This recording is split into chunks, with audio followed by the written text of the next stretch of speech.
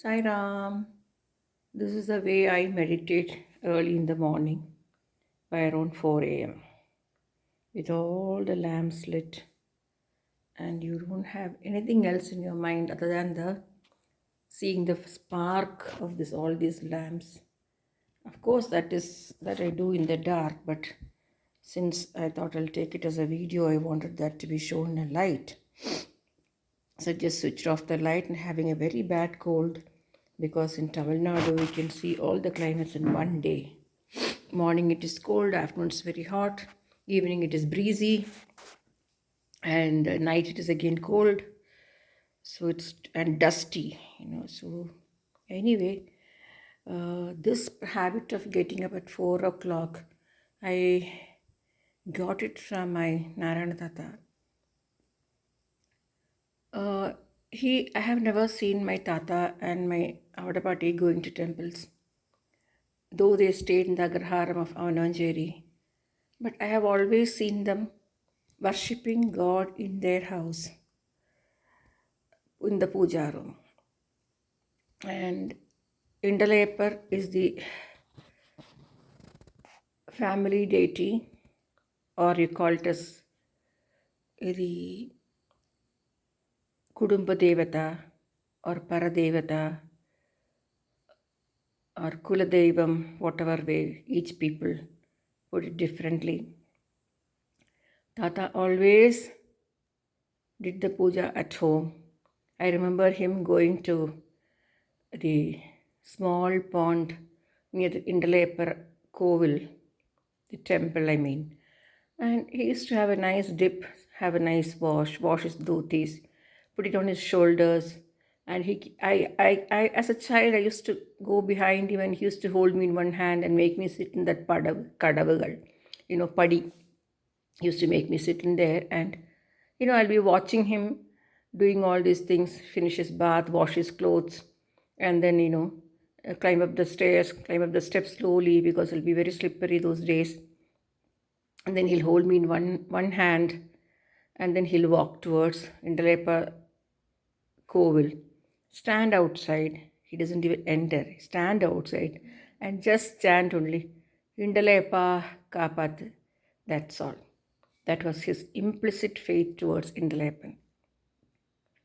So, and I have seen him getting up at 4 o'clock, chanting Shamala Dandagam and Lalita Sahasranamam and Lalita Panjaratnamala.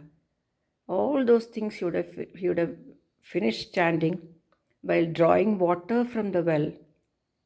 But he never chanted slogans while he's doing puja because he always says, when we are doing puja, when we chant mantra, we'll be very careful that we should not miss a pronunciation or our spit when we are telling the slokam, our spit should not fall on the flowers, or so we'll be very careful while chanting the slokam.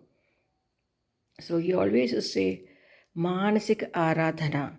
Manasika Aradhana is almost equivalent to chanting loudly 1,000 times.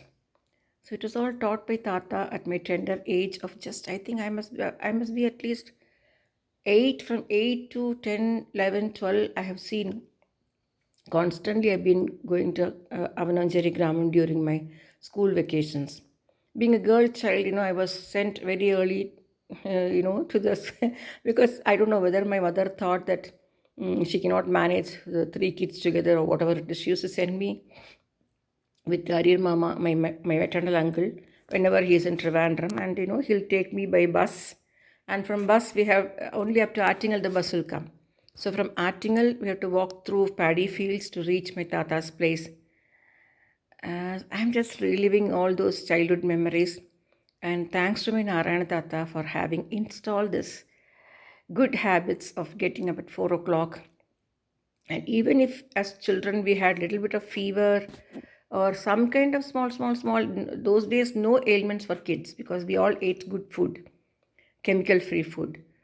Even though we had a little bit of fever or something, my Tata used to slowly come closer to us and say, Amma, கொஞ்சம் எழுந்திருந்து உட்காந்துக்கோ, தலையை தூக்கிண்டு உட்காந்துக்கோ, முடியாட்டா கூட தலையை தூக்கின்னு உட்காந்துக்கோமா கொஞ்ச நேரம் என்ன. So that means even if you are not able to get up fully because of fever or body pain or whatever it is, just sit on the cot lifting your head up, so that respecting the god, the goddess, all the devatas which comes early in the morning. What a way grandchildren teach their children, and how they install that in childhood. It is amazing. And the same way, when I heard about Sai Baba also, the same thing Sai Baba was telling, Bala Vikasam. Only when you teach them when they are small, that gets registered in their brains. Later date we cannot catch them, and they will definitely not come to your fold. So Deepa Aradhana is a must for every house. As I always say, I am missing my puja room, which obviously, yes, I am missing. I never brood about things, but honestly, I'm missing my puja room. And also to put the kolam in front of the goddess in the puja room, because Amma never allowed us to put kolam outside the gate. It was always inside the gate, where people don't stamp, that too with rice powder, not with kallu kolapadi. That was made a practice by Amma also. So my sincere thanks and my sincere pranamams to my beloved Narayana Thatha and Avadapati for having installed this very, very, very, very, what do you call it? It's an asset. It's a very, you cannot even imagine what treasure they have left back with me.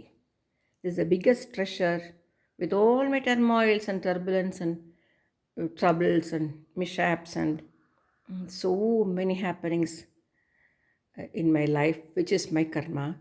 I could face everything only because of this Deepa Aradhana and the spirituality.